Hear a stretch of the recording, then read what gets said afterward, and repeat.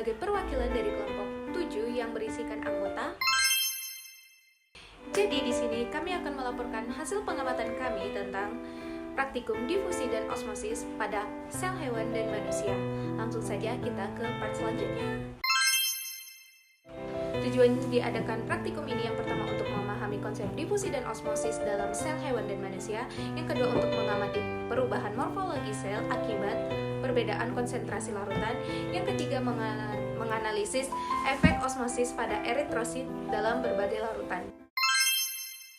Perkenalkan, nama saya Salma Balkis Nurlina dengan NIM 2405804 dari Prodi Pendidikan Biologi kelas A2.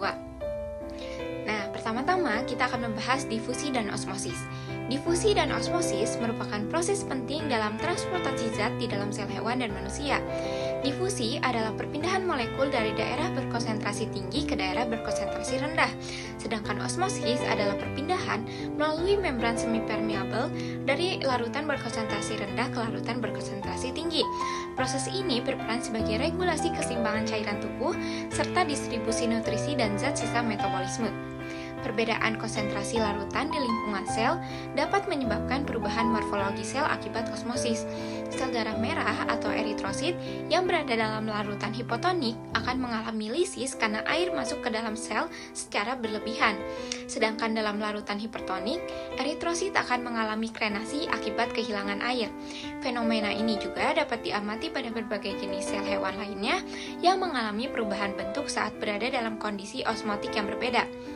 Dalam praktikum ini, kami mengamati proses difusi dan osmosis dalam sel hewan dan manusia untuk memahami bagaimana perubahan konsentrasi larutan mempengaruhi morfologi sel. Selain itu, kami juga menganalisis efek osmosis pada eritrosit dalam berbagai larutan dengan mengamati perubahan bentuk sel akibat kondisi hipotonik, isotonik, dan juga hipertonik, guna memperoleh pemahaman yang lebih mendalam tentang peran osmosis dalam menjaga keseimbangan seluler. Perkenalkan, nama saya Najwa Sri Aulia Febriana dengan NIM 2405515 dari Prodi Pendidikan Biologi. Selanjutnya, saya akan menyampaikan bagian kajian teori. Sel merupakan unit struktural dan fungsional terkecil pada makhluk hidup. Setiap sel terdiri dari 3 komponen utama, yaitu membran sel, inti sel, dan sitoplasma yang menjadi tempat berbagai organel berada. Membran sel adalah lapisan ganda yang menghubungkan isi sel, tersusun dari fosfolipid dan protein. Nukleus yang dikelilingi oleh membran nukleus dengan struktur serupa berperan sebagai pusat pengendali sel. Di dalam nukleus terdapat nukleolus yang berfungsi menghasilkan RNA, serta nukleoplasma yang mengandung protein dan kromatin. Fungsi sebuah sel sangat bergantung pada jumlah dan jenis organel yang ada di dalamnya. Difusi adalah peristiwa mengalirnya atau berpindahnya molekul-molekul zat dari bagian yang berkonsentrasi tinggi ke bagian yang berkonsentrasi rendah. Perbedaan konsentrasi yang ada pada dua larutan disebut gradien konsentrasi. Proses difusi minimal melibatkan 2 zat. Salah satu zat berkonsentrasi lebih tinggi daripada zat lainnya atau dalam kondisi belum seimbang. Campbell 2008. Molekul dan ion yang terlarut dalam air bergerak secara acak dengan konstan. Gerakan acak ini yang mendorong terjadinya difusi. Sedangkan osmosis adalah sebuah fenomena di mana zat berlarut dalam pelarut bergerak dari daerah yang berkonsentrasi rendah ke daerah yang berkonsentrasi tinggi melalui membran semipermeabel. Hal ini dapat terjadi ketika larutan dengan konsentrasi rendah atau hipotonik bergerak ke arah larutan dengan konsentrasi tinggi atau hipertonik. Pada sel hewan dan manusia, difusi dan osmosis ini memiliki peran penting dalam menjaga homeostatis tubuh, seperti dalam pertukaran gas dan pengaturan keseimbangan cairan. Sebagai contoh, sel darah merah menyerap oksigen dari paru-paru dan mengeluarkan karbon dioksida melalui difusi.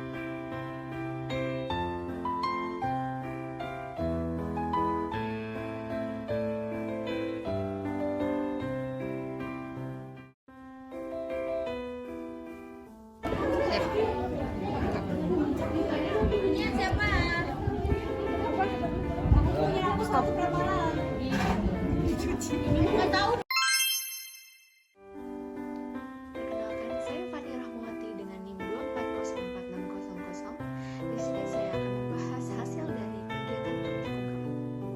Praktikum ini dilakukan untuk melihat bagaimana sel bereaksi terhadap lingkungan hipotonik, isotonik, dan hipertonik. Hasil dari kegiatan praktikum kami menunjukkan bahwa adanya perubahan morfologi pada sel yang kami amati. Ketika sel diberikan cairan hipotonis, aqueous, sel akan menggembung atau membengkak karena tekanan osmosis di dalam sel lebih tinggi dibandingkan lingkungannya atau luar sel. Sehingga cairan dari lingkungan berpindah ke dalam sel dan menyebabkan sel membengkak. Kondisi tersebut dinamakan sitolisis.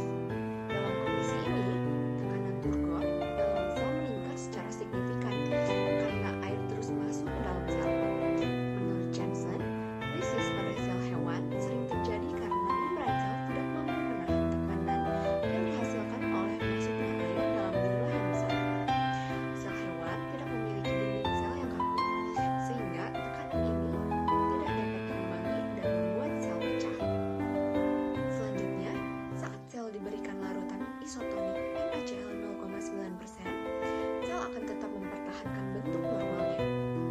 Hal ini terjadi karena konsentrasi zat terlarut di dalam sel sama dengan konsentrasi larutan garam di luar sel, sehingga tidak ada perbedaan tekanan osmotik yang menyebabkan pergerakan air berlebihan ke dalam atau keluar sel.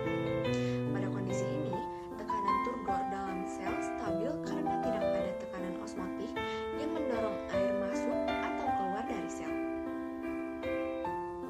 Sedangkan saat sel diberikan larutan hipertonik, NaCl dengan konsentrasi 5%, sel akan mengalami krenasi atau penyusutan atau pengkerutan. Hal ini disebabkan oleh larutan garam yang memiliki konsentrasi lebih tinggi dibandingkan cairan dalam sel yang menyebabkan air di dalam sel keluar untuk menyamakan konsentrasinya. Proses ini menyebabkan volume sel berkurang dan membran sel mengerut. Dalam kondisi ini pula, tekanan turgor dalam sel menurun drastis karena kehilangan air, sehingga kekuatan struktural selnya pun ikut hilang. Karena sel tersebut mengalami osmosis. Osmosis terjadi ketika molekul air bergerak melalui membran semipermeabel dari area dengan konsentrasi zat terlarut rendah ke zat terlarut tinggi.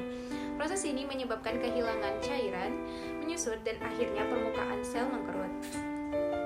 Membran sel karena membran sel bersifat semipermeabel, bersifat elastis, dan dapat berubah bentuk sesuai tekanan osmotik. Ketika membran sel pecah, karena kelebihan air yang masuk, konsentrasi zat terlarut di luar sel lebih rendah dibanding di dalam sel, air masuk ke dalam sel dan menyebabkan sel membengkak dan pecah. Lisosom, karena lisosom dapat mengalami lisis. Hal itu terjadi bila enzim-enzim lisosom mengalami autolisis, yaitu penghancuran diri sel. Namun, secara umum membran sel adalah struktur utama yang mengalami lisis saat lingkungan sel berubah drastis. Dalam praktikum ini diamati pengaruh larutan dengan konsentrasi berbeda terhadap sel darah merah melalui proses difusi dan osmosis.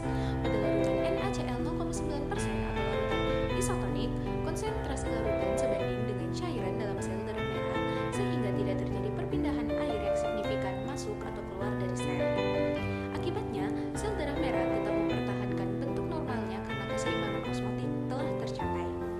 Pada larutan NaCl 5% atau larutan hipertonik, konsentrasi garam lebih tinggi dibandingkan cairan dalam sel darah merah sehingga air dalam sel berdifusi keluar melalui osmosis ke lingkungan yang lebih hipertonik.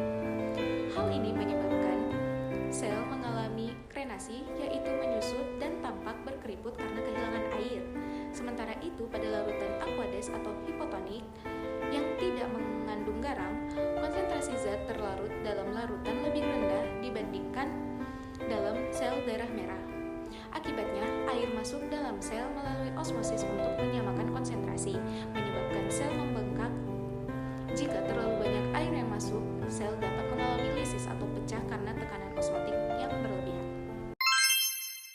Perkenalkan, nama saya Mutia Sabita Nurinayah dengan NIM 2403916 dari Prodi Pendidikan Biologi. Berdasarkan hasil praktikum, dapat disimpulkan bahwa difusi dan osmosis mempengaruhi morfologi sel berdasarkan perbedaan konsentrasi larutan di sekitarnya. Yang pertama, pada larutan hipotonik atau aqueous, sel mengalami sitolisis atau pembengkakan akibat masuknya air ke dalam sel. Jika tekanan terlalu besar, sel dapat pecah karena tidak memiliki dinding sel yang kaku. Yang kedua, pada larutan isotonik atau NaCl 0,9%, sel tetap mempertahankan bentuknya karena keseimbangan osmotik tercapai sehingga tidak ada pergerakan air yang melebihi antara keluar dan masuk pada sel. Yang ketiga, pada larutan hipertonik atau NaCl 5%, sel mengalami krenasi atau penyusutan akibat keluar air di dalam sel untuk menyamakan konsentrasi dengan lingkungan eksternal. Dari hasil ini dapat disimpulkan bahwa osmosis berperan penting dalam keseimbangan cairan sel dan regulasi morfologi sel, di mana sel harus mampu beradaptasi dengan lingkungan osmotiknya agar tetap berfungsi.